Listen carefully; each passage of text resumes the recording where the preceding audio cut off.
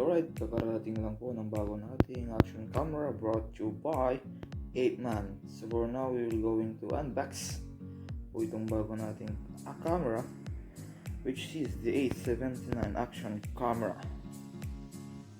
So siya po ay isang murang camera, pero may takdad.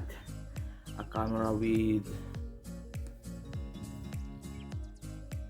time-lapse recording, external microphone, remote Wi-Fi control, and time shooting. So we're going to open up na mga ka-joyride. So meron po silang page sa Facebook, Twitter, at Google. Pwede po natin, yan po, meron po siyang manual which is translated po sa English, Dutch, franchise, kung ano po man yan, Italiano, Espanyol, and Chungchangchi. So dadako na po tayo sa mismong unit. Meron po siyang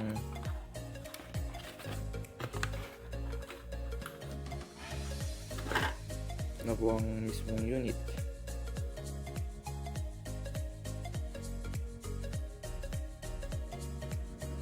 May free waterproof case and meron po siyang mga clip. So pupunta na po tayo sa mga accessories po ng ating bagong camera.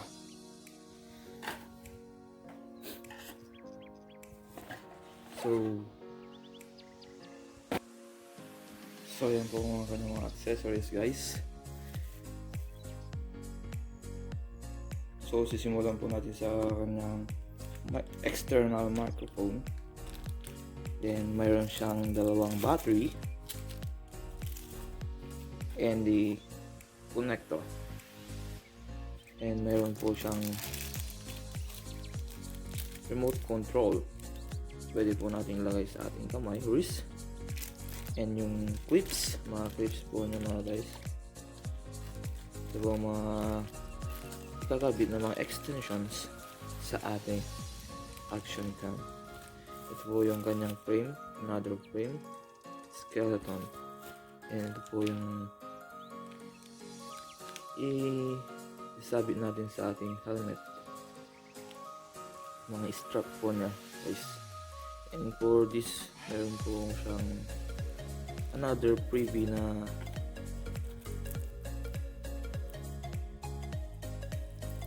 takip ng kanyang battery. Baka sakaling kung masira is meron po siyang spare. So ayan po guys, try na po natin ang ating action cam.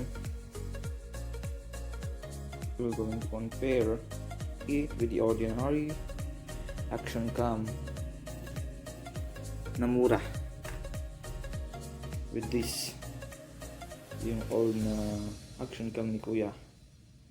We're going to compare the resolution of it, mga ka-joyride. So ayan po guys, ito po ang ating A79 action cam and the ordinary action camera. So naka-charge na lang po siya guys. Sorry kasi pumigyan na po yung kanyang battery.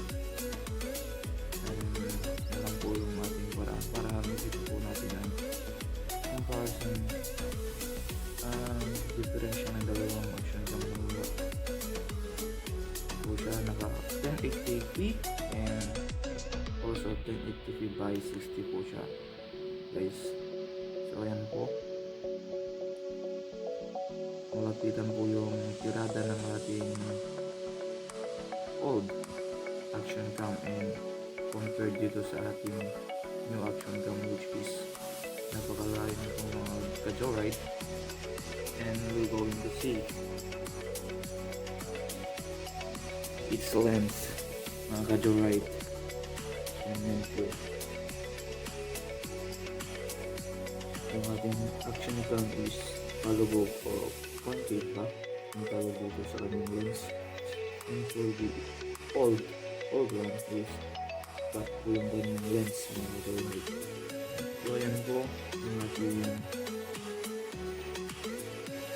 vlog for today. Please like and subscribe po mga kadaway. Thank you. So flex ko lang po mga kadaway ang gawa natin riding jacket which is komine jk075.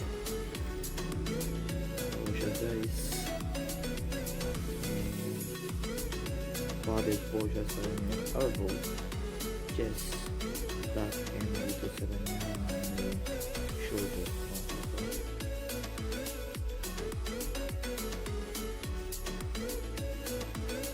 So we'll go also to configure yung mga settings po niya mga kadaway.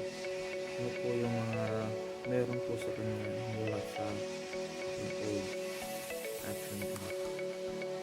So ayan po guys mga kadaway. Ito ang kanyang camera mode.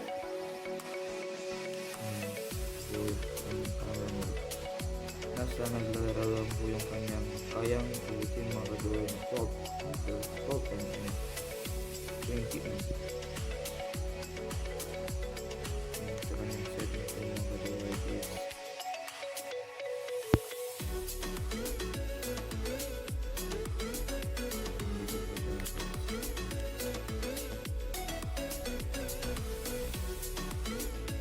video resolution. So yun po ang kanyang lamang sa ating program. Meron po tayong ibang pag-tutorial sa ating new action camera, while to the other one is takto lang po 1080p and 722 mVGA.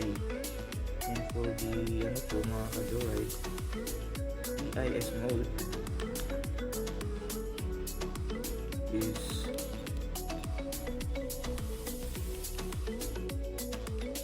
mukhang wala po siyang EIS mode mga kadaway.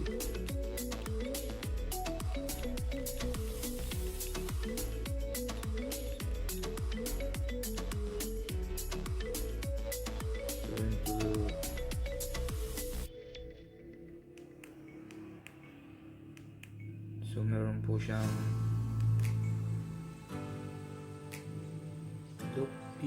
looping video and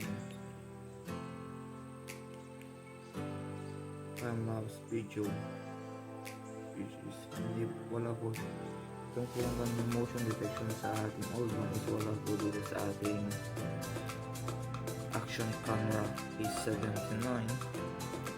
And for this camera is meron po siyang slow motion.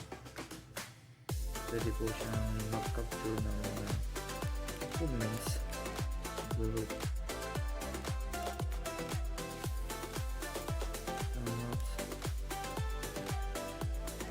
Meron din po siyang screensaver and format reset and FW version. So yan po lang guys mga kadaway. Thanks for watching our new episode. So please like and subscribe mga kadaway. Thank you.